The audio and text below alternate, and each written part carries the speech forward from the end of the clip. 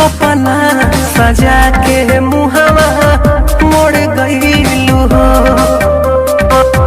हमके अकेले काहे छोड़ गईलू हो।